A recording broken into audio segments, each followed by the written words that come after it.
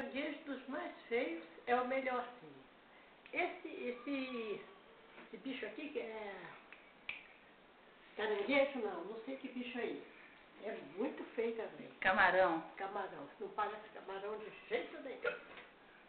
Horrível. Este passarinho está de cabeça para baixo.